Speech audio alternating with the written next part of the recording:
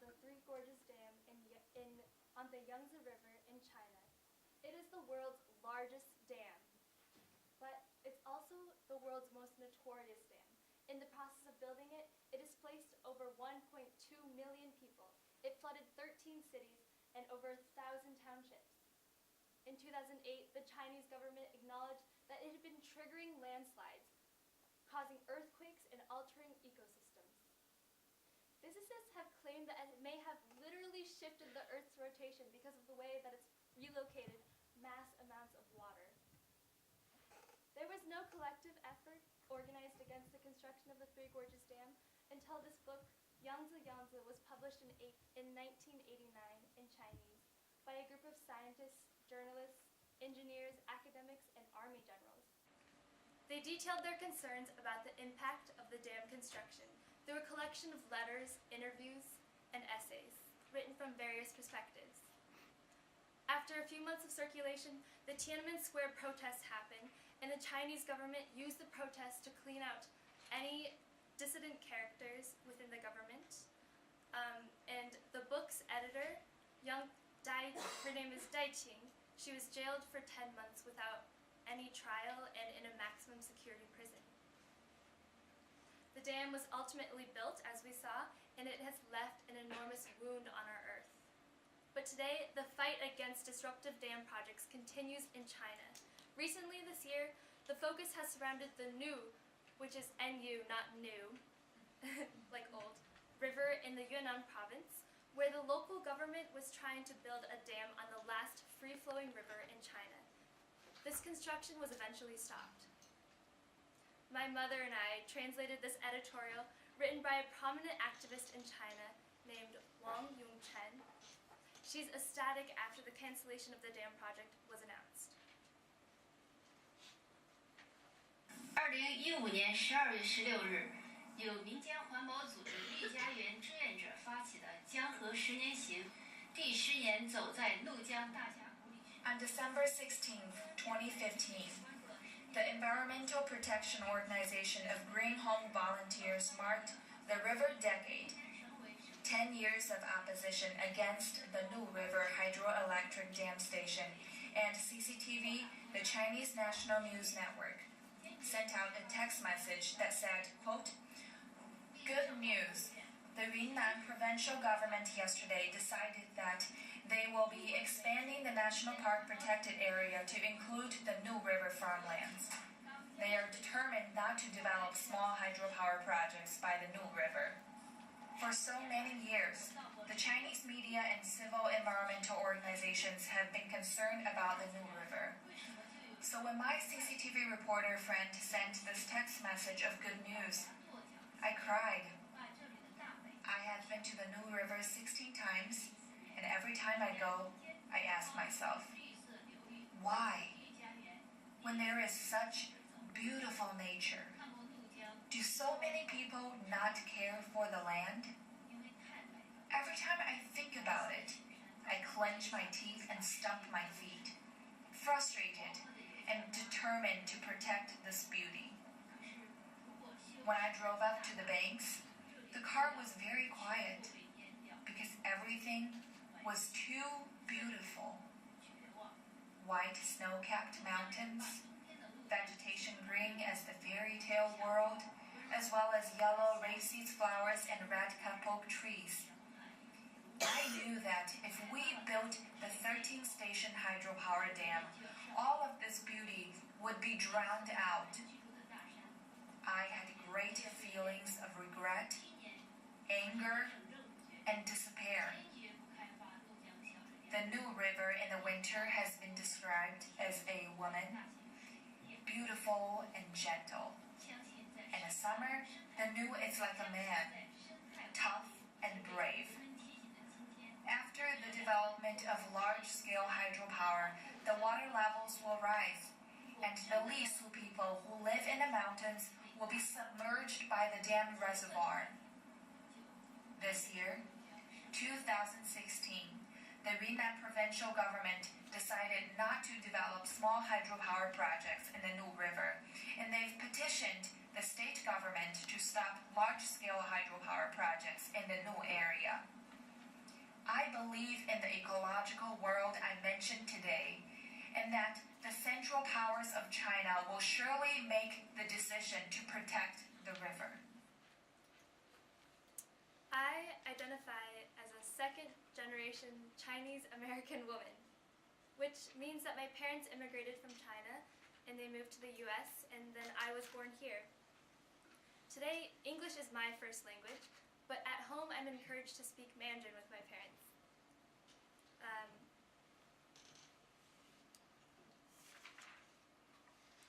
Like many other bilingual families, my everyday life is about translation.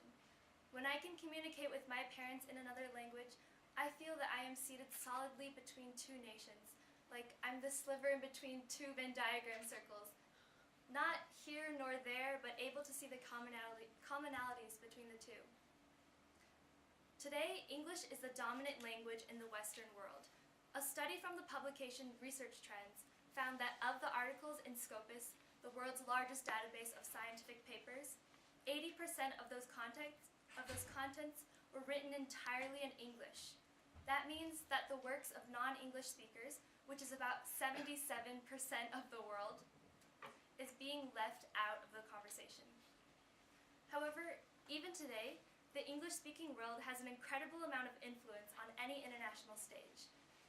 Their reach extends far into China as well. In Lanyugang City, a French company planned on building a nuclear waste factory 20 miles from the downtown area. My father and I translated this letter, written by a citizen activist and addressed to Party Secretary Yang Shuji. 亲爱的杨书记，这几天我们的家园连云港被一个还废料厂搅得不得安宁，甚至爆发了大规模警民冲突。我相信作为连云港父母官的你，不愿意看。 Dear Secretary Yang Shuji, recently our peaceful home in Liangyugang was disrupted by a nuclear waste plant, and even large police clashes broke out. I believe that as a city official, you wouldn't want to see this situation. But do you think that we, the people of Liangyugang, want to see this either? Under the summer sun, we braved the heat wave, took to the streets, drenched in sweat. Do you think that all are crazy? At first I thought the news would cover everything that's been happening. But for the most part, there's media silence, either because you want to put pressure on them, or you want them to lose momentum and break the spines of the media people. So I'm writing this letter directly to you. You say that there is no harm that will come from the nuclear waste plant. It's here to benefit the people of Liangyugang. This is clearly nonsense, and our people do not like to be treated like playful 3-year-old children. Everyone in the world knows. No one in the international community knows how to safely deposit nuclear waste. If China and France's nuclear waste is shipped to our city, our people will have the sword of Damocles hanging over their heads. Are you trying to kill the people of our city? We ask you, how much benefit do you get on this project? Why do you avoid us? Why do you drink so enthusiastically the poison that quenches your project? Water can float a boat, and water can make the boat sink at the same time. Dear wise young Shuji, the masses' demands are not excessive. They are about maintaining their own homes, demanding their own right to life. Do not play tricks with them. You have to be a good parent official. Please stand up for them and terminate the project. Signed, an ordinary citizen of Liangyugang. When we translate, like Carlos showed us earlier, we are moving words across nation borders. We are listening to the people on the ground who are protesting, writing to their government, organizing direct action, and we are hearing them not through secondary sources, but from their mouths and from their pens directly. Truly, speaking English is a privilege. If this book, Yangzi Yangzi, hadn't been translated into English and then published in Canada and the UK, maybe the world wouldn't have known about the Three Gorges Dam in the 90s. And perhaps then they wouldn't have been warned of the dangers that happen when you try to construct a dam and the great changes that happen to the landscape when you try to control a river. By hailing these works in languages other than English, the act of translation becomes a political tool in establishing more of a balance between two languages of unequal leverage. To Today, the way Americans might recognize environmental duress in China is through images of people wearing masks, protecting themselves against the air pollution in Chinese metropolises. Poet Zheng Xiaoping wrote this poem about her experience as a migrant worker in a factory in southern China. 机器，那台饥饿的机器，在每天吃下铁、土脂、星辰、露珠、咸味的汗水，它反复的剔牙，吐出利润、钞票、酒吧。它看见。 That hungry machine, it eats iron every day, drawing stars, dew, salty sweat. It chews up and spits out profits, banknotes, gold bars. It saws broken fingers under wages, the shadow of occupational diseases. There is a memory so bitter, the night so vast, and so many people who survive up against the iron owe their lives to the debt of poverty. And so they stand on the cool and damp iron, miserably moving around, thinking about how much love there is in metal, because the heart of the earth is as hard as iron. She did not know how long it would be before these stars, the dark, the shadows of things, would all collapse, exposing a sinking and weak heart. Dragged by a huge machine, glooming and roaring secretly, like love, like hate, like pain, like a secret stream of moonlight in the steel room. The heart develops hints of life, its hissing, its aging, its weary blood vessels soaked with rust collected over the years. Fate feels like a pair of weak and soft hands on a hard machine table.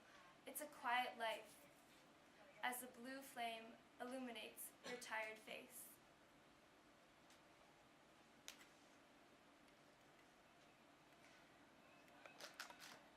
Many translators of literature with the writers' programs here at the University of Iowa have told me that direct translation of language is impossible, that so much is lost when you try to capture the nuances of a language and try to convey them in another. But at the same time, it's a way of continuing conversation. As one writer told me, translation is a form of listening that changes how you speak. Global warming, as we all know, is a worldwide issue. That 77% of the world's population that cannot speak English can't be ignored when we're trying to figure out holistic, sustainable solutions. Like Dai Qing said when accepting the prestigious Goldman Environmental Award, it is more dangerous to silence the people than to dam a river.